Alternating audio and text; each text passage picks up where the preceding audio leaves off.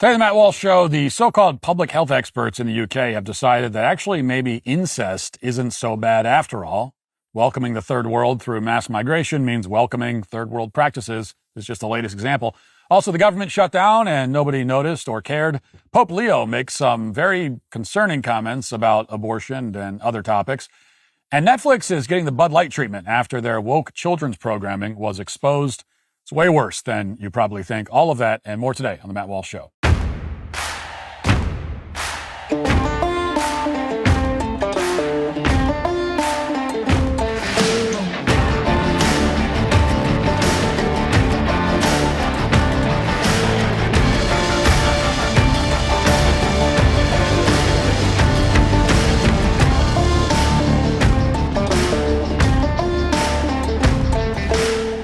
What started as an idea is now the podcast and business blasting through your earbuds. Launching your own business is pretty much on everyone's bucket list, but most people let it collect dust right next to learn a language and get abs. Stop hiding behind lame excuses like, I don't have the skills, I can't do it alone. Turn those what ifs into bold why nots with Shopify backing your ideas. They've got the tools, you just need to take the chance. Shopify is the commerce platform behind millions of businesses around the world and 10% of all e-commerce in the U.S. We even use it for our own Daily Wire shop to make sure things are running smoothly and efficiently so you can get the goods. You might be thinking, what if I can't design a website? Or what if I'm worried because people haven't heard of my brand? Not a problem. Shopify's got you covered from the start with beautiful, ready-to-go templates that match your brand style and help you find your customers through easy-to-run email and social media campaigns. And if you need a hand with everyday tasks, well, their AI tools created specifically for commerce can help enhance product images, write descriptions, and more. Plus, their award-winning customer support is available 24/7 to share advice if you ever get stuck. Turn those dreams into and give them the best shot at success with Shopify. Sign up for your $1 per month trial and start selling today at shopify.com/Walsh. Go to shopify.com/Walsh, shopify.com/Walsh. It would be extraordinarily time-consuming, if not impossible, to even attempt to list all the ways that Christianity is responsible for the creation and development of Western civilization as we know it. Christianity is why the West is literate. It's why we had the Industrial Revolution. It's why we have a functioning legal system. All of these achievements, of course, trace to many different individual causes, contributions of many individual Christian nations, leaders, monasteries, universities, the Crusades, and so on. But there was one Christian innovation that all by itself had a direct, observable, and enduring impact on the trajectory of Western civilization. And while this particular innovation isn't discussed very much, or at least it hasn't been discussed very much in recent history because we haven't had to discuss it, well, that's about to change. I'm talking about the Catholic Church's decision around the 6th century to ban marriages between first cousins. And once the church banned first cousin marriages in the Middle Ages, along with marriages among step-relatives, in-laws, and godparents, the West began rapidly pulling ahead of the rest of the world. And make no mistake about it, the church's influence was indeed the primary reason why Europeans stopped marrying their relatives. The other major religions were expressly endorsing all kinds of incestuous relationships, and the statistics bear this out. You can see it from this graphic, which is up on the screen now, which is from a paper in the journal Science called The Church, Intensive Kinship and Global Psychological Variation.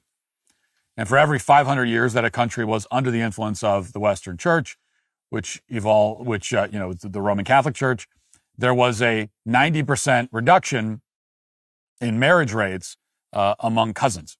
And the nuclear family began flourishing. Meanwhile, where the Western Church wasn't dominant, incest was rampant. Persians were marrying their own siblings in addition to their own cousins. Even the Eastern Orthodox Church, which did ban incest, wasn't as strict as the Western Church. So what specifically were the consequences of banning cousin marriage? By the way, there's a reason we're talking about this. We'll get to it in a second. Intuitively, you could probably answer that question. If you have any familiarity with, say, Somalia, then you get the basic idea.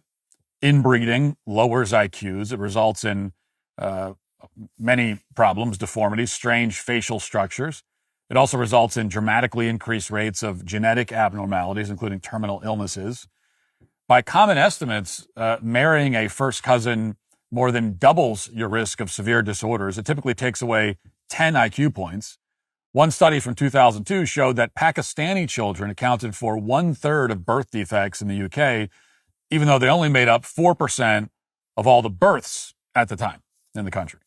A more recent study from 2013 found that more than 1/3 of children born with birth defects in the UK came from first cousin marriages, which were primarily Pakistani marriages. And by one estimate, more than half of Pakistani marriages involved incestuous relationships of some kind. Now, you probably learn the relevant biology in high school. Children get 2 copies of every gene from their parents, one from their mother, one from their father. And generally speaking, if one recessive copy of a gene is corrupted, then it's not a big deal. It won't affect the child. But if both parents carry a recessive copy of the bad gene, then there's a 25% chance that the child will receive both bad copies. And first cousins, by definition, share grandparents, which means that they share roughly 12% of their DNA. So if one cousin has the recessive gene from a serious disorder and marries his first cousin who also has the recessive gene, there's a 1 in 8 chance that their offspring will have the disorder.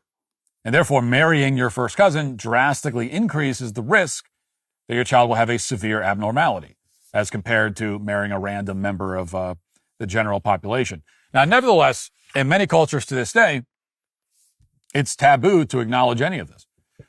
Even when parents have a child who's clearly suffering because of inbreeding, they're often hesitant to say anything about it. Now, this is from a documentary that aired in the UK a few years ago. It's some of those painful footage you'll see. Watch. Azmat Mahmood lives in Nelson, Lancashire. He's 17 years old and lives with his mum, Parveen. God, I smell these medicines really bad. He has to take a powerful cocktail of medications to help him get through his day.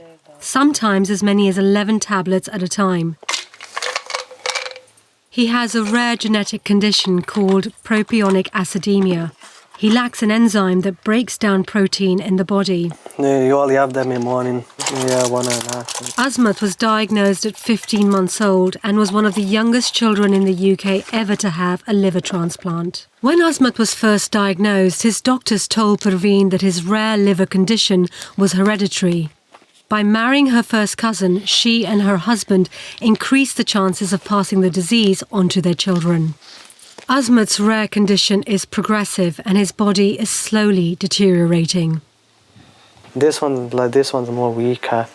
It's just like wearing out. I don't know what to do for it, but it started getting worse. Like you have pains and stuff. And Azmat helps out in his mum's school and baby wear shop. When he's not at college, he works on the shop floor, deals with customers and mans the till. I'm very protective over Azmat. He's more like I would say, a 14-year-old than an 18-year-old. Mentally, Despite what Azmat's mum has been told about the cause of his illness, she struggles to accept it. I don't think there's anything wrong in first cousin marriages, because it's all culture and it's the norm, really. But having said that, it did put me off having more to my ex-husband now, but, because I couldn't go through that again. Quote, I don't think there's anything wrong in first cousin marriages. She says that despite the fact that, her child is mentally and physically disabled for life because she married her cousin. This is how entire civilizations developed when they didn't follow the guidance of the church. Even though they knew about the dangers of incest, how couldn't they? It's obvious. They persisted anyway because, that's their culture. And in the absence of Christianity, this kind of culture won out. And the results have been devastating. Here's one more example. Mohsin Akhtar is 17 years old and lives with his family in Bradford. He's the second of 6 children. He's blind, he can't walk properly and needs round-the-clock care. Mohsin's younger sister Hina is 13. She's the Akhtar's 4th child. Her sister Zainab is 11. Both sisters have inherited the same disease as Mohsin. They can neither see nor hear. All 3 children have an extremely rare genetic disorder called mucolipidosis type 4. Their bodies cannot get rid of waste products properly, affecting everyday brain function from vision to movement.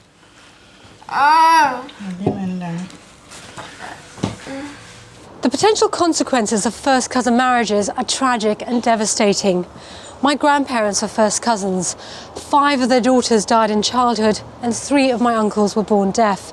At the time, no one knew why, because the facts were not known. Today, the medical facts are established, but the practice continues. Now, the church put an end to this barbarism at scale. They saved millions of children from suffering a fate like this. And that's not because they had access to studies or data, as that report suggests. It's because they knew that incest was a great moral evil. Also, they had working eyes and ears, and they could see the consequences. And as a result, children were protected. But there were other important consequences of the church's ban as well. Yes, many more Europeans were born without crippling genetic disorders, and that obviously benefited many Western nations for many generations. But there were other more subtle benefits as well. In that paper I mentioned earlier from Science Magazine, the researchers explained some of these benefits. We'll put that up on the screen. Quote, countries with lower rates of cousin marriage are more individualistic and independent, less conforming and obedient, and more inclined toward trust and cooperation with strangers. Longer exposure to the Western Church is associated with less intensive kinship, greater individualism, less conformity, and more fairness and trust toward strangers. In other words, when a lot of people are marrying their own cousins, society tends to be much more insular, collectivist, conformist, ultimately primitive. And that makes sense.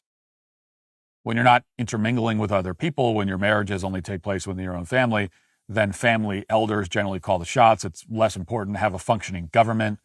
People become suspicious of anyone outside the family, reducing cooperation and social cohesion. That's basically what the study is saying. The result is stagnation at both the genetic level and with respect to society at large. When you look at countries in South Asia like Pakistan, they see a highly disproportionate number of genetic disorders as a result of inbreeding. Their governments are also dysfunctional. They're failed states. Again, all this was conventional wisdom for a very long time. No one really talked about the dangers of inbreeding or the role of the Catholic Church in banning inbreeding, simply because it was common sense. This was a conversation that we didn't need to have. But that has changed now, thanks to mass migration. In some corners of the West, it's apparently not common sense anymore. Certain countries have now imported so many third world aliens, mostly from countries that practice inbreeding, that they're now openly endorsing the practice of marrying your cousin. Yes, in a decade where public health authorities have systematically discredited themselves in seemingly every way imaginable, somehow that bar has just been lowered even further. So in Britain, the government-run National Health Service just published guidance about this. And what they were doing in the guidance was essentially promoting cousin marriage. This is from the Telegraph this week. Quote, guidance published last week by the NHS England's genomics education program says first cousin marriage is linked to stronger extended family support systems and economic advantages. The NHS guidance points out the practice has been legal in the UK since the 1500s as a loophole for King Henry VIII to marry Catherine Howard, his ex-wife's cousin. Now, before we go any further with this article, I need to stop here for a second. The NHS is saying that because King Henry married his ex-wife's cousin in the 1500s, therefore we should permit cousin marriage today. And there are, two major problems here. First of all, King Henry had no genetic relationship with his ex-wife's cousin. That's kind of important. The risk of passing along a genetic disorder due to inbreeding, therefore, was not elevated. Secondly, even if King Henry had married a first cousin, it still wouldn't obviously justify endorsing the idea as a general principle half a millennia later. The only possible explanation here is that for political reasons, the NHS is scrambling to find some way to endorse, promote, rationalize inbreeding, no matter how dishonest it may be. After all, they have to appease all of their new constituents from the third world. So presumably, pretty soon we, can expect some official guidance from the British government on how cannibalism isn't so bad. Ritual sacrifices, maybe not such a bad thing. That's where this is headed. Well, let's continue with the Telegraph's report on the NHS's guidance because the logical fallacies keep on coming, as you might expect. Quote, the document mentions that marriage between cousins has long been the subject of scientific discussion based on the slight increase in the risk of inheriting diseases. It also adds that there are other things that increase the risk of this too, such as alcohol, smoking, and parental age, none of which are banned in the UK. Genetic counseling, awareness-raising initiatives, and public health campaigns are all important tools to help families make informed decisions without stigmatizing certain communities and cultural traditions, the guidance reads. According to the Daily Mail, the NHS guidance also states that, quote, in the general population, a child's chance of being born with a genetic condition is around 2 to 3%. This increases to 4 to 6% in children of first cousins. Hence, most children of first cousins are healthy. That's really what they're arguing. They're implying that doubling the risk of genetic abnormalities is no big deal because, after all, it's apparently legal to smoke and drink while you're pregnant in the UK. But that is obviously not an argument for allowing first cousin marriages. It's, if anything, an argument for not allowing people to smoke and drink while they're pregnant. What we're seeing here from the NHS is something that's become very common in recent years. Organizations that are supposed to focus on public health and only on public health are making political arguments instead and legal arguments. The NHS should not be in the business of crafting gotcha arguments to justify inbreeding, which is also something that these are all things that shouldn't need to be said. This whole conversation, we shouldn't need to have it. But we do. We do. What they should be talking about is science and data, and that's it. And by the way, when it comes to inbreeding, the science and data are very clear. There's nothing to talk about, or there shouldn't be. But because incestuous marriages are common in many of the cultures that the UK and also the US import by the millions every year, the NHS has decided to publish political propaganda instead. They've decided that their job is not to warn about the dangers of this disgusting practice, but instead to find some way to justify it, defend it, rationalize it, normalize it. They've apparently pulled this guidance that we're talking about after all the backlash that you would anticipate. They've apparently pulled it now from their website. But we all know that the British government hasn't changed its mind or its goals. As mass migration continues, we will be pulled further backwards into the kinds of primitive practices that our ancestors abandoned millennia ago. That is inevitable. In fact, in this country, several states, including California, Vermont, and Massachusetts, still permit first cousin marriages. In Connecticut, they're just getting around now to outlawing it. This is a news report from just a few days ago. Watch. Believe it or not, you are allowed to marry your first cousin in Connecticut, but only for 12 more days. On October 1st, a new law goes into effect banning saying I do to your first cousin. It's something Democrat and Republican lawmakers agreed on earlier this year. Your reporter Dylan Fearon explains why. She's getting married today. Tom Kelly is bringing home flowers to both his wife and sister, who's getting married today in Southington. Not to her cousin, though. And in less than 2 weeks, no one will be able to marry their first cousin. It's pretty wild. I mean, I would have never thought about marrying my first cousin. It didn't really enter my mind, but, you know, hey, whatever floats your boat. Still got a few days. I still got a few days. I did get married, not to my cousin, though, last year. Hi, honey.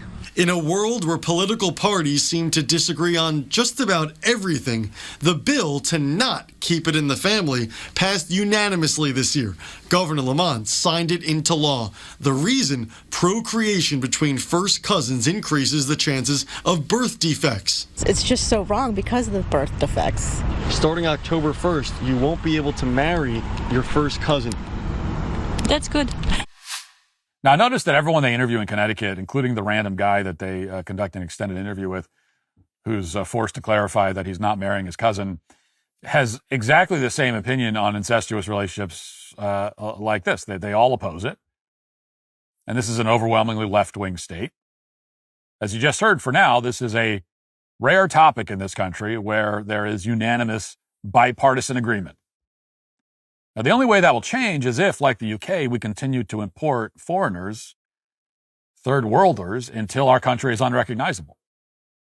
There's a very strong argument, as we discussed, that banning incestuous relationships is one of the primary reasons that the West evolved while the rest of the world stagnated.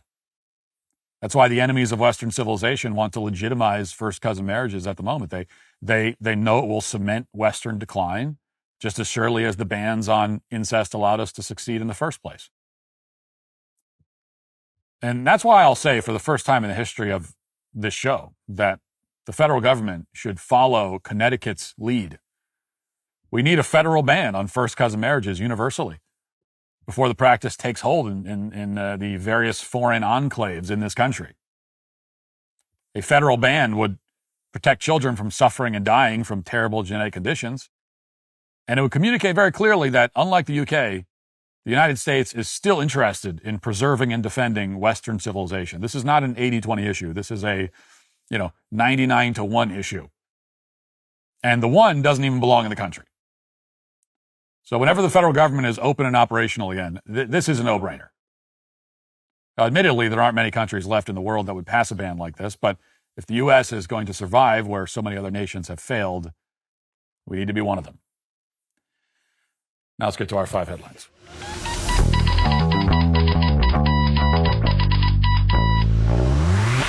Are you drowning in credit card and loan debt? Well, you're not alone, but there's something most people don't know. Fall is actually the best time to negotiate with your lenders. Why fall? Well, because credit card companies and lenders are doing year-end accounting, desperately need to clear problem accounts from their books before audits begin. This creates a narrow window where they're far more willing to cut deals than any other time of year. Done with Debt has cracked the code on this timing advantage. They know exactly which companies are most motivated to negotiate right now and use this insider knowledge to get results you can't achieve on your own. Best part, no bankruptcy, no new loans, no credit damage. In fact, most clients end up with more money in their pocket within the first month because they're no longer drowning in minimum payments. But this window won't stay open forever. Once Q4 hits, lenders tighten up again and your leverage disappears. Get started now while you still have time. Go to donewithdebt.com and talk with one of their specialists for free. Visit donewithdebt.com. Donewithdebt.com. All right. Okay. So, one of the hardest things about having this job, about being in political media, one of my great struggles is that every year or multiple times a year, there will be a news cycle about a government shutdown. There will be a very hysterical news cycle about a government shutdown, about either the government shutting down or an impending government shutdown. And, if you're in my position as someone who does a political commentary show, you're supposed to pretend to care about it. And, this is supposed to be, as they used to say in the radio business, topic A, is government shutdown. That's what everyone's talking about. But I don't care. And I've never cared. I find these news cycles incredibly boring. I really do. Yet here we are again. Fox News reports the federal government is officially entering a partial shutdown on Wednesday after the midnight funding deadline passed, with Democrats and Republicans failing to agree on a funding bill.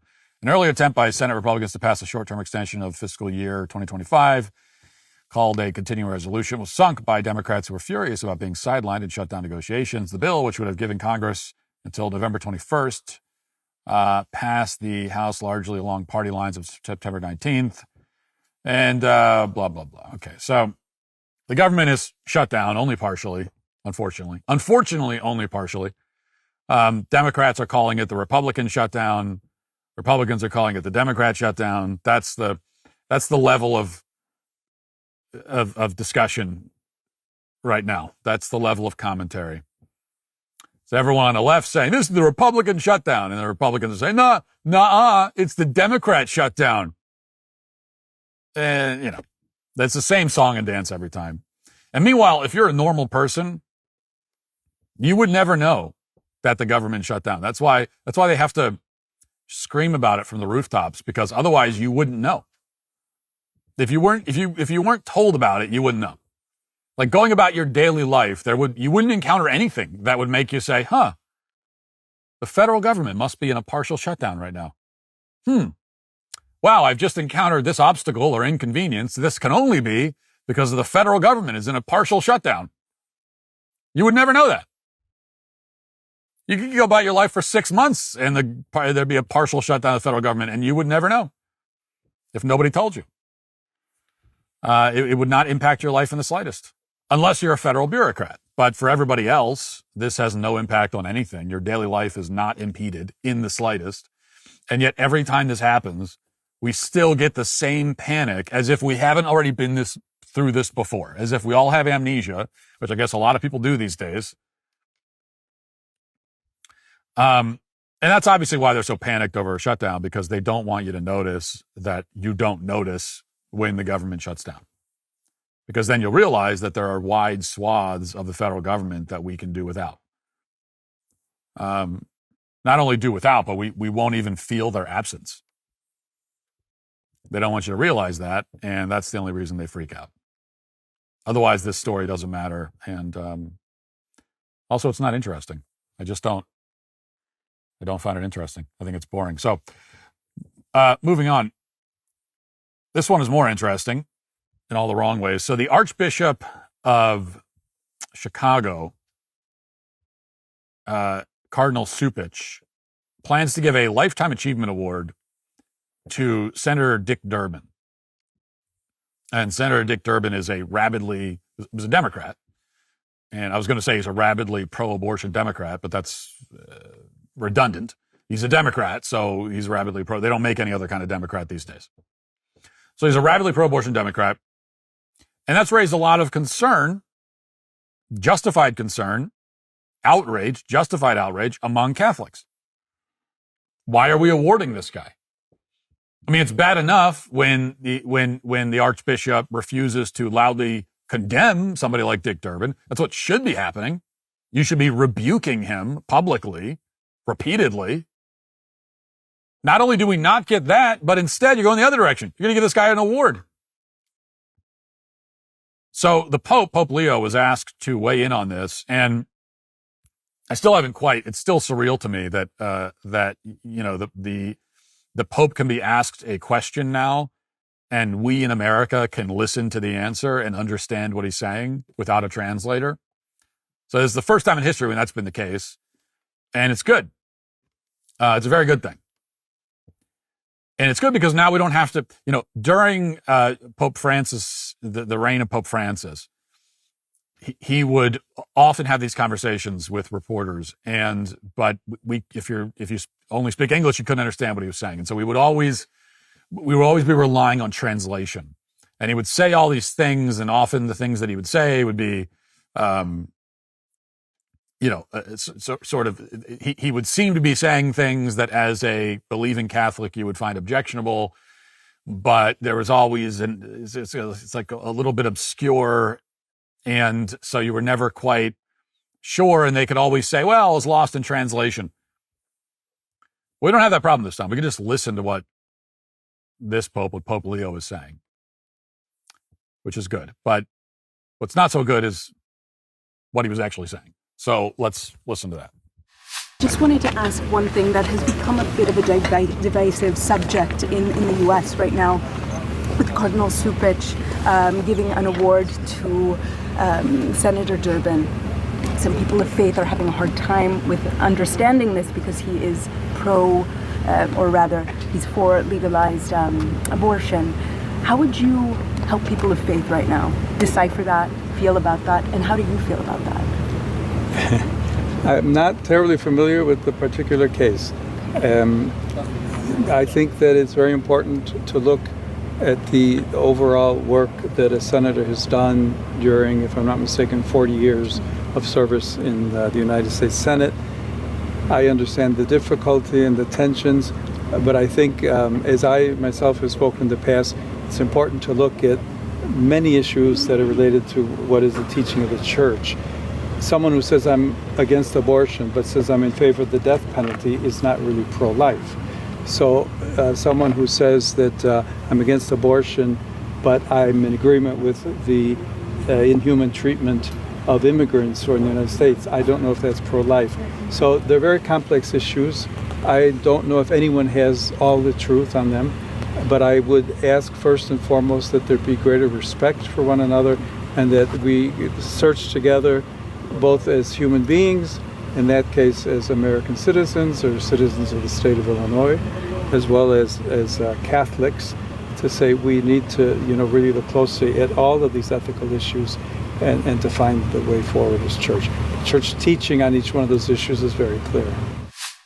Well, that is a really bad answer. That's a bad answer. And it's not bad in some kind of semantic way. Okay, as a Catholic, I wouldn't sit here and be pedantic and pick the Pope apart just to prove that I'm smart or something. Okay, I don't want to, actually the Pope. Well, actually, Pope Leo. But actually, let me tell you, just kind of smug, correcting someone. I don't want to do that. I wouldn't do that. But what he said, his answer is just fundamentally bad. It's fundamentally bad and wrong. And it's potentially deeply confusing for a lot of people. So it needs to be addressed. It just has to be. And I know there are some Catholics, some, very conservative Catholics. I'm one of them. So these are people I relate to in so many ways. But for some very conservative Catholics, they take the view that as a Catholic like myself in the public eye, I just should not be publicly criticizing the Pope at all. It's not appropriate to do. That's the view of some very conservative Catholics. And I disagree with that. I mean, I don't like doing it. It's sad to have to do it.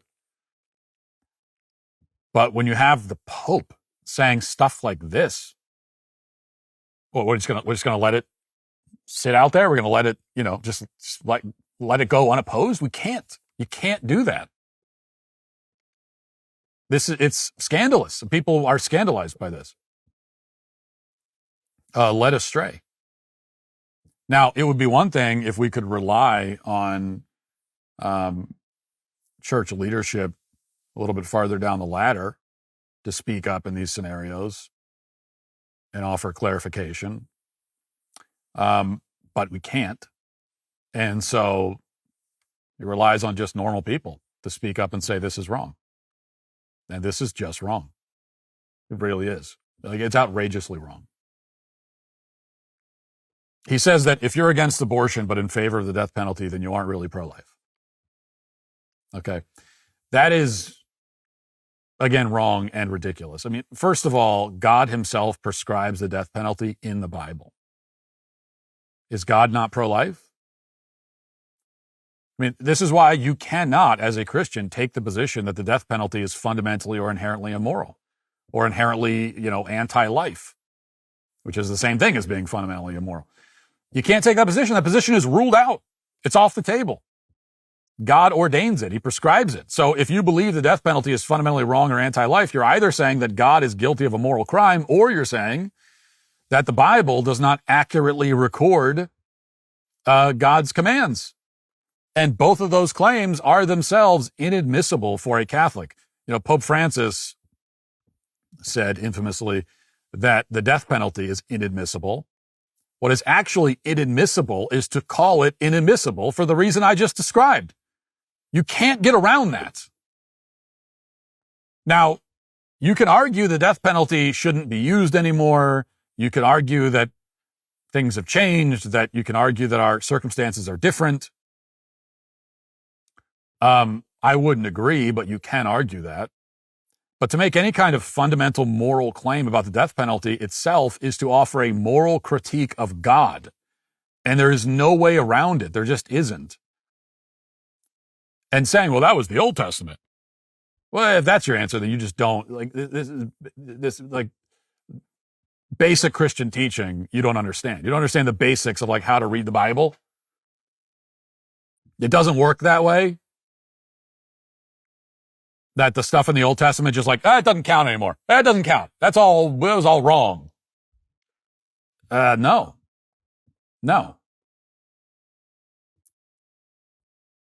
The Old Testament is also the Word of God, and God again prescribes the death penalty in the Old Testament,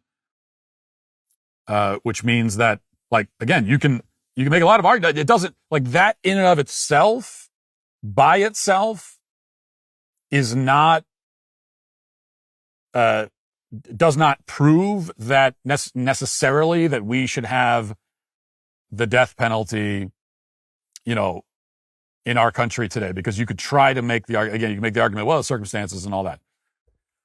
But what you can't do is say that it's morally inadmissible, that it is, which is what Pope Francis said, that it contradicts human dignity, which is what he said, that it's anti-life, because that's not a circumstantial argument about the death penalty. You're talking about the death penalty fundamentally. You're making a fundamental argument about the death penalty itself,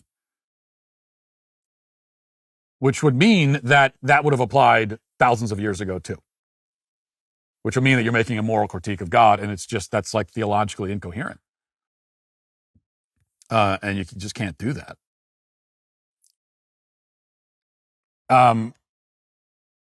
So that's a problem. And also, by the way, when Pope Francis came along a few years ago and said, actually, the death penalty is inadmissible, he was not only contradicting the word of God, but he was also contradicting 2,000 years of church teaching.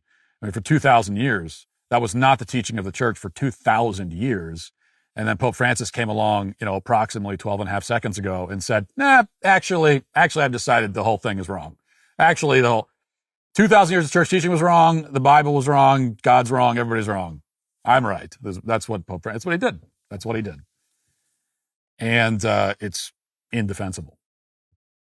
And even putting all that aside, to draw a moral equivalence between executing a convicted murderer after a fair trial, and then on the other hand, dismembering a child in the womb is madness. I mean, that's flat out moral madness. Okay, these things, even if you're against the death penalty, clearly these are not on the same moral plane. On the one hand, you are convicting someone who has committed a heinous crime in a country where that person knows the death penalty exists. They have volunteered themselves for this punishment by committing a crime that they knew had that punishment attached to it. And then this penalty is being carried out by authorized authorities on one hand. On the other hand, you have a child in the womb who has committed no crime, is guilty of nothing. There has been no trial. There has been nothing at all. And they are summarily executed in a clinic by someone claiming to be a doctor. To draw any kind of equivalence between those two things is, you know what it is? It's like Reddit tier nonsense. And in reality, the death penalty is pro-life. Okay, the death penalty is pro-life. The death penalty is something that you do because you cherish and value the lives of the innocent people who fall victim to these heinous, barbaric, animalistic predators. Okay, it's pro-life. If you really truly value the lives of these innocent people, then you would call for the ultimate penalty for anyone who takes someone's life, takes the life of an innocent. What else does he say? He says that someone who says I'm against abortion, but I'm in agreement with the inhuman treatment of immigrants who are in the United States, I don't know if that's pro-life. Well, what? Who ever made that argument? Who in America is arguing for inhuman treatment of immigrants? What do you mean? I've never heard anyone argue for inhuman treatment of immigrants. No one's making that argument. I've not heard a single person say, you know what, we should treat immigrants in an inhumane way. No one's arguing. So what sort of inhuman treatment is being inflicted on illegals? I think you really need to explain that. You can't just come out and say, well, there are people in America that want to do inhuman treatment of illegals or of immigrants without explaining what exactly, what treatment are you referring to? Are you talking about deportations? Are you saying that deporting an illegal immigrant is morally equivalent or even similar at all to killing a human child? Is that it? And finally, I think the most disturbing part is when he says that these are complex issues. These are very complex issues. I don't know if anyone has all the truth on them. What? No one has all the truth? Yeah, we do. I mean, on abortion, we don't have all the truth. No, we definitely have we have all the truth on abortion. All the truth. There's no other truth to the abortion that we're waiting to find out. We know it all. It's a human being who's being killed. And that is a great moral evil. It's a grave sin. What do you mean we don't have all the truth? What other truth is there? That is the truth of abortion. That's the entire thing. It's like the truth of 2 + 2 is that it equals 4. That's it. That's the entire truth of it. And it's just as obvious and inevitable to say that killing a human child in the womb is a moral evil. That's all the truth. So, what does that mean that we don't have all the truth? And anyway, what does any of this have to do with the matter at hand? Even if everything that the Pope said in that statement made sense, that still wouldn't answer the question. Should the Archbishop of Chicago be giving an award to a guy who has spent 40 years in office advocating for, promoting, and funding the murder of the unborn? That's the question. All the other stuff, what does immigration have to do with it at all? What does the death penalty have to do with it? It's totally irrelevant. I mean, what are you trying to say? That other people are bad too? This is the Archbishop of Chicago giving a Lifetime Achievement Award to a guy who has spent his lifetime funding and promoting the mass slaughter of babies. Why is it hard to say, no, we certainly should not be giving an award to that person? I mean, this is someone who should be just excommunicated. That's what should be happening. But if you're not going to do that, then why is it hard to say, well, obviously, we're not going to give an award to them? Clearly not. I mean, if you fund and facilitate the murder of one baby, that should disqualify you from ever gaining a Lifetime Achievement Award from the Catholic Church. But fund and facilitate the murder of hundreds, thousands? Well, of course, what other thing could he have possibly achieved that would override that? And the only thing we hear is, well, he's been in office for 40 years. Who? So? 40 years doing what exactly? Since when is that? Would you use that defense of what? Like Pol Pot? Well, Pol Pot, he served for many years. He served for many years, Pol Pot did. So who's to say? Who's to say? Who are we to condemn? Who are we to condemn? So you might want to condemn genocide in Cambodia, but if you're in favor of impolite treatment to illegal immigrants, then who are you? I mean, you're just as bad. This to me it's just infuriating. I'm sorry, it just is. And we just can't. You can't have it. You can't allow that to just stand unchallenged. And you also can't, because even worse, you have some Catholics who I'm always talking here about conservative Catholics, because the liberal quote unquote Catholics, they're not really Catholic. They don't count. But the conservative Catholics, even worse, some of them will feel the need. And to be fair, I haven't seen this yet with this, but I'm pretty sure it's happening because it happened all throughout Pope Francis. You're going to have conservative Catholics, some who feel the need to pretend that this is not exactly what it sounds like.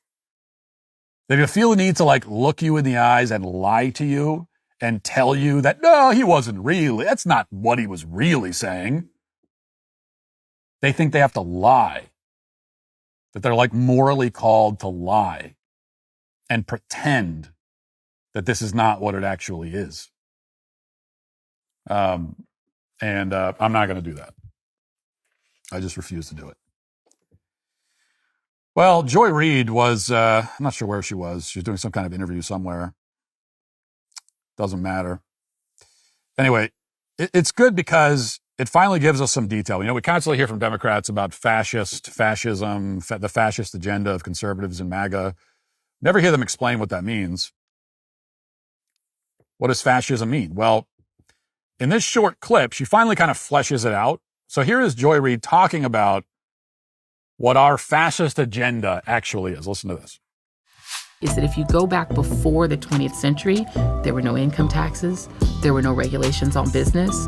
You could earn as much money as you want, leave 100% of it to your children with no taxes. Right. That's the world they want back. And to get it back, they need society to change. They need people to be less modern. They need people to want fewer things. Oh, it's pretty dark stuff. So the fascists, their evil plan, our evil plan, is to let people keep their own money and then pass it down to their children.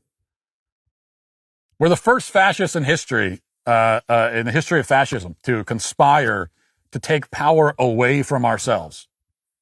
Because the income tax is a source of immense power for the government. It's probably their primary source of power right now. And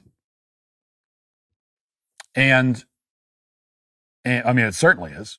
When you have the ability to just go and dip into the paycheck of every working American and take whatever you want, and nothing comes close. I mean, and so fascists says Joy Reid, they want to remove that power. They want to abolish it. Really terrifying stuff. No, of course that makes no sense. All she's done is admit that the fascism claim is totally bogus.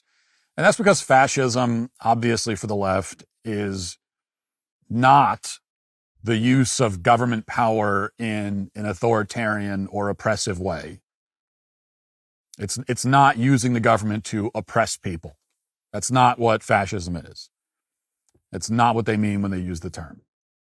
It's what they're implying. It's what they want you to hear, but it's not what they mean. What they mean when they call you fascist is simply that they disagree, that you disagree with them.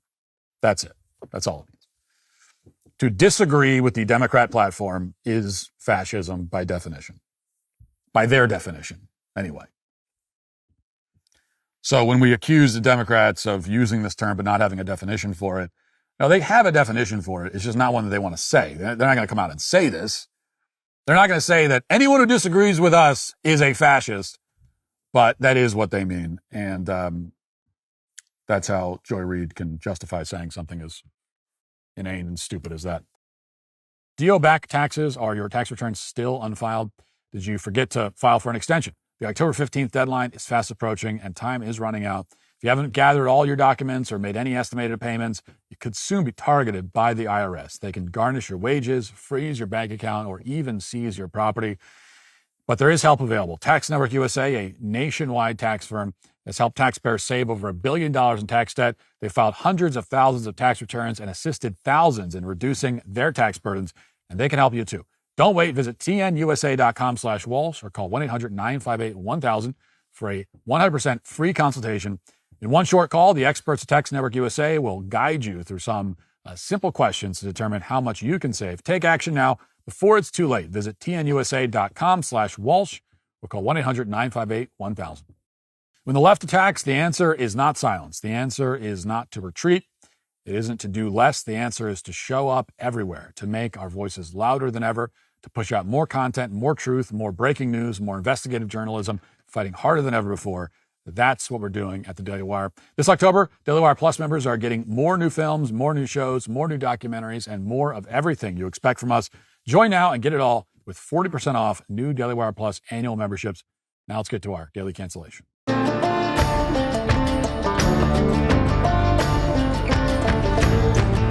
Well, Netflix has had a difficult week. Thousands of people, including Elon Musk, are canceling their Netflix subscriptions after Libs of TikTok posted a particularly disturbing clip from a Netflix children's show.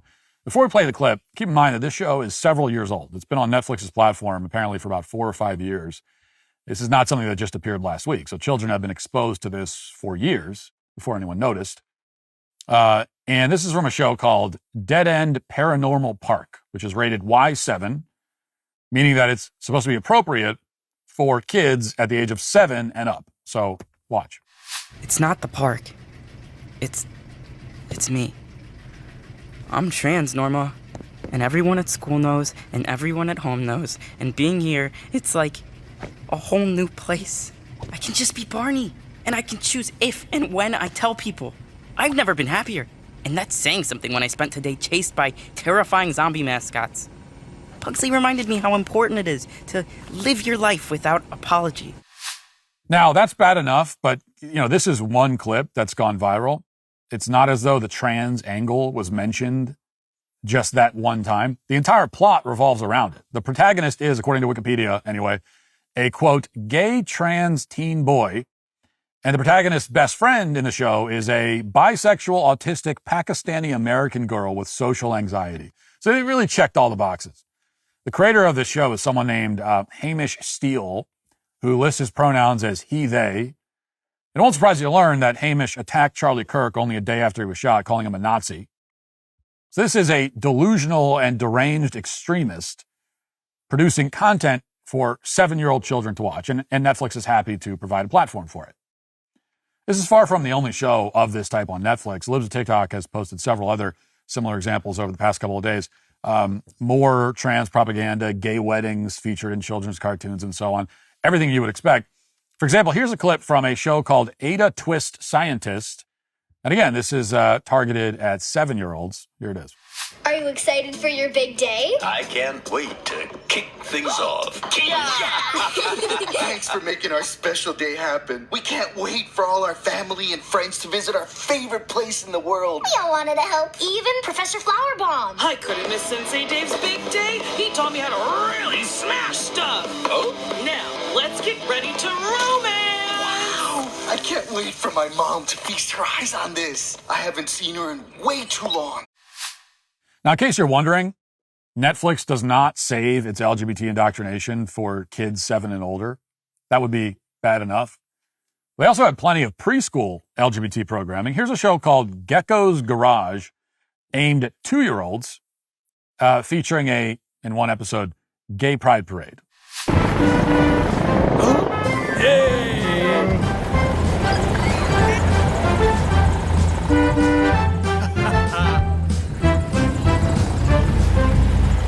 Come on, Red, you can do it.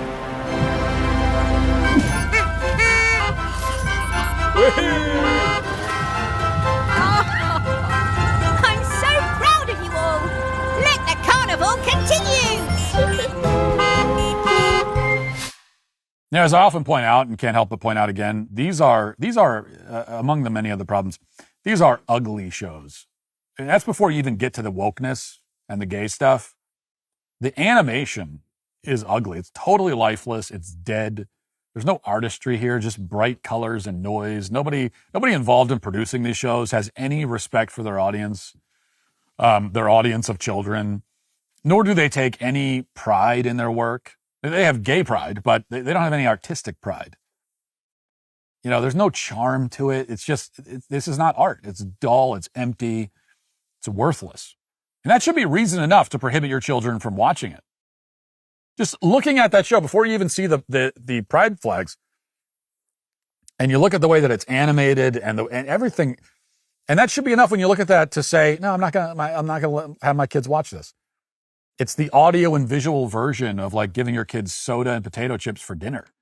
Why would you do it?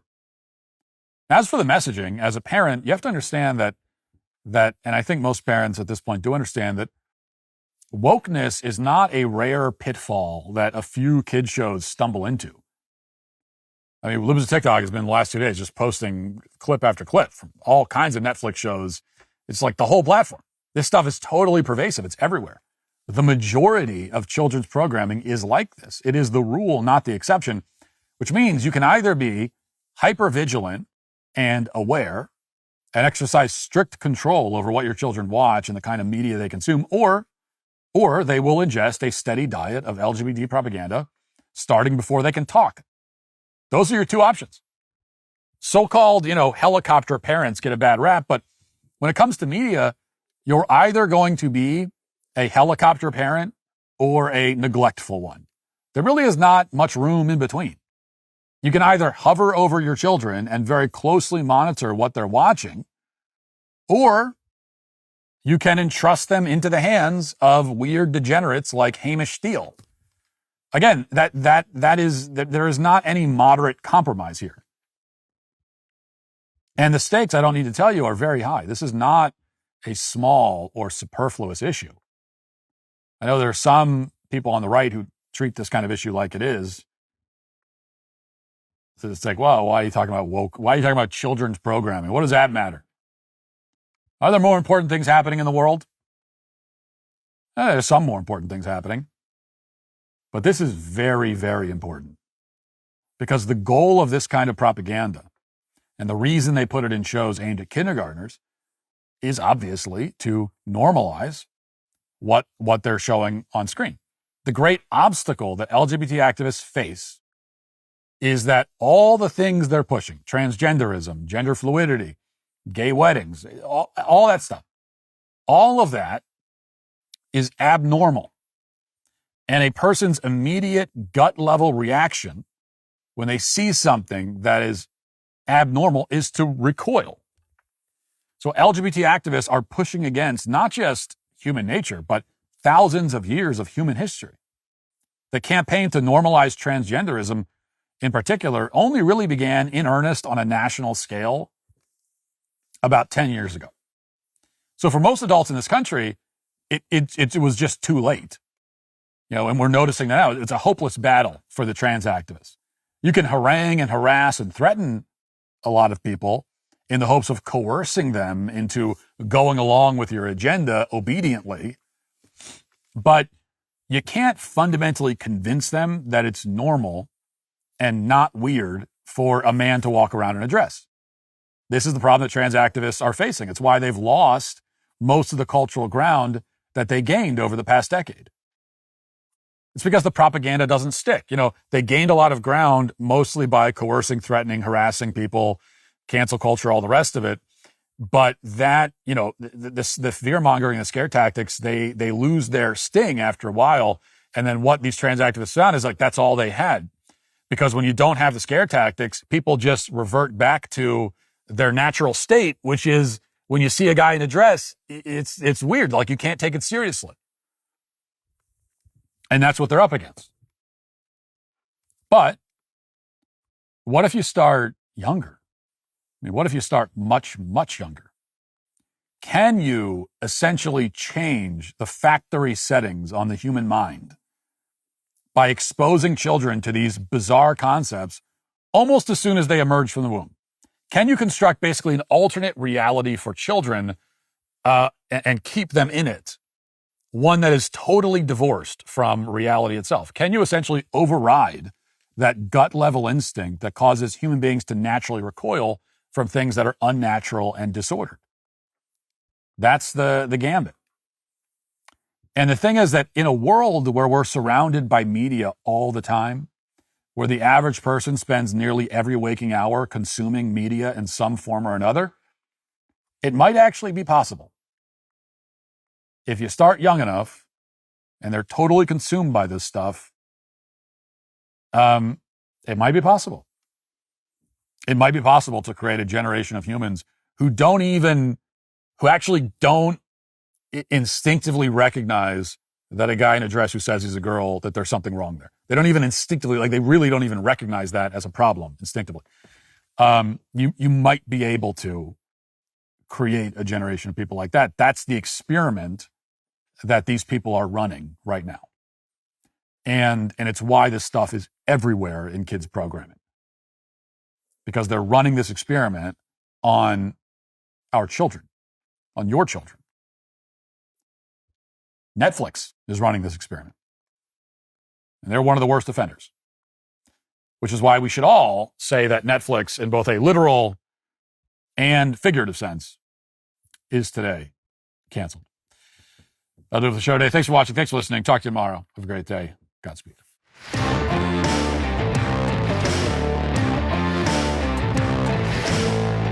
Today on The Ben Shapiro Show, President Trump unveils an extraordinary plan for the Gaza Strip that actually has buy-in from Israel, Arab countries, and the United States, but not yet Hamas. A government shutdown looms as Democrats shilly-shally, and Democrats still can't shake their radicalism. All that on today's Ben Shapiro Show. Give it a listen.